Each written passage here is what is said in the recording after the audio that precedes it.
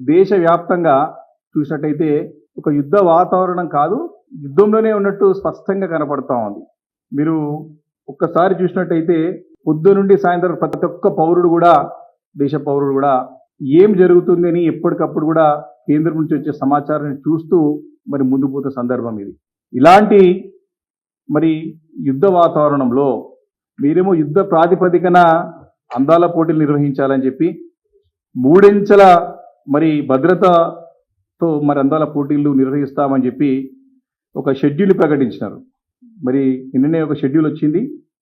వారి యొక్క కార్యక్రమం అంతా కూడా ఒక షెడ్యూల్ ప్రకటించి షెడ్యూల్ ద్వారా మేము ముందుకు పోతామని చెప్పేసి మరి 10వ తారీఖు నుంచి కూడా గచ్చిబౌలి స్టేడియం నుంచి మరి స్టార్ట్ చేస్తామని చెప్పేసి మరి షెడ్యూల్ ప్రకటించడం జరిగింది. అంటే దేశమంతా కూడా ఒక ఉద్రిక్తమైన వాతావరణం. సరే, న్యాచురల్గా జరగాల్సినటువంటి ఏమిటి ఆపడం అవసరం లేదు, ఎమర్జెన్సీ సర్వీసెస్ కానివ్వండి రొటీన్గా జరుగుతాయి. కానీ ఈ అందాల పోటీలు అనేటివి మాత్రం ఖచ్చితంగా మంచి వాతావరణంలో, ఒక ఆహ్లాదకరమైన వాతావరణం జరగాల్సినటువంటి అవసరం. కానీ ఈరోజు ఆందోళన మధ్యలో అందాల పోటీలు జరిగేదాన్ని మాత్రం ప్రజలందరూ కూడా ప్రశ్నిస్తూ ఉన్నారు. అందరూ కూడా వేలెత్తి చూపుతా ఉన్నారు. దేశమంతా కూడా మరి మన వైపు చూస్తూ ఉంది. కాబట్టి ఒక్కసారి దీని గురించి ఆలోచన చేసుకోవాలా. ఈరోజు చూస్తూ ఉన్నాం, దేశవ్యాప్తంగా సంఘీభావ ర్యాలీలు జరుగుతూ ఉన్నాయి. ఎస్, మన మైనధైర్యాన్ని ఇవ్వాలా, సైనికులకి అండగా ఉండాలా, సైన్యానికి అండగా ఉండాలి. అందరం ఉన్నాం. ప్రత్యక్షంగా మనం పాల్గొనకపోవచ్చు, కానీ డెఫినెట్గా మా థాట్స్, మా ఆలోచనలు మొత్తం మీ ఎంబడి ఉన్నాయి. ఏ అవసరం ఉన్నా సరే మేము చేయడానికి సిద్ధంగా ఉన్నాం. ఎలాంటి అవసరం ఉన్నా సరే చేయడానికి దేశమంతా కూడా మీ ఎంబడి ఉంది చెప్పే అవసరం ఉంది.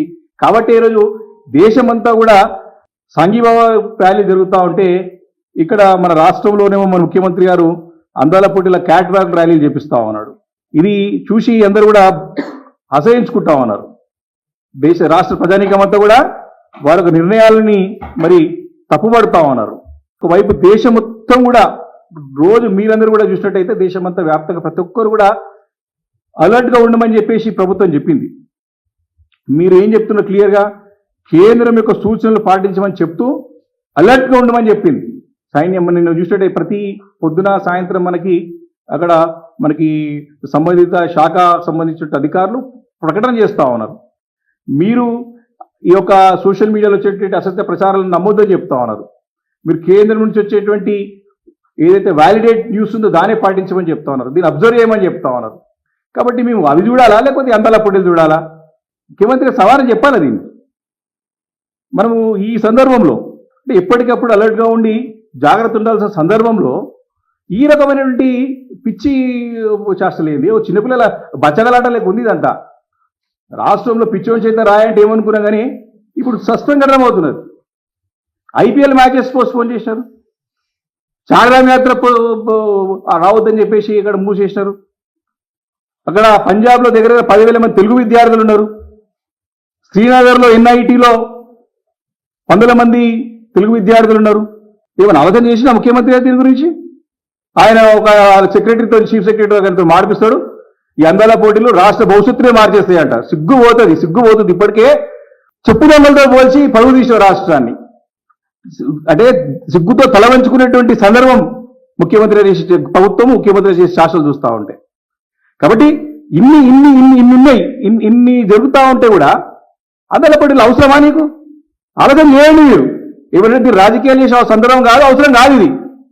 ఎట్లుందంటే మనకి గతంలో రోమ్ నగరానికి ఒక నీరో చక్రవర్తి ఉండనంట. రోమ్ నగరం అంతా తగలబడుతూ ఉంటే ఫిడెల్ వాయిస్ కూడా కూర్చుంటాడట లోపల. ఈయన ఒక అభినవ నీరో చక్రవర్తి అయ్యి ఇప్పుడు మన ముఖ్యమంత్రి గారు వారం రోజులు కూర్చొని ఇక్కడ పోలీస్ కమాండ్ కంట్రోల్లో రోజు దీని గురించి చర్చించి దీన్ని ఏ రకంగా చేయాలా, సక్సెస్ చేయాలని చెప్పి సమీక్షించరే. ఈ రాబోయే తరుణాల గురించి ఏ రకంగా ఉండాలని చెప్పి ఒక్కరోజైనా సమీక్షించిండా? మాట్లాడా? ప్రజలకు ధైర్యాన్ని ఇచ్చిండా?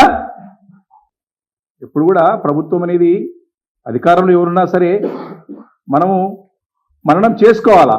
మనం చేస్తుంది కరెక్టా రాంగా, ఏ డైరెక్షన్, రాష్ట్రం ఏ డైరెక్షన్లో పోతుంది, ఏ దారిలో పోతుందో చూసుకోవాలా. రాష్ట్ర పరిస్థితి ఏమో పుచ్చని చేతిలో రాయలేక రాష్ట్ర పరిస్థితి అయిపోయింది ఈరోజు. కాబట్టి రాష్ట్రానికి ఉన్నటువంటి ప్రభుత్వానికి సలహాదారులు కానీ, మేధావులు కానీ ముఖ్యమంత్రి గారికి సరైన సూచనలు సలహాలు ఇవ్వాలని చెప్పి బీఆర్ఎస్ పార్టీ మరి కోరుతా ఉంది.